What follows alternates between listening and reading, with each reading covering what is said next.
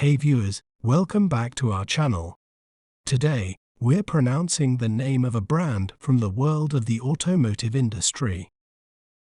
It is a Japanese automobile manufacturer founded in 1920. Let's break down this word to better understand its pronunciation. In British accent, we may pronounce it as Mazda, Mazda, Mazda, Mazda.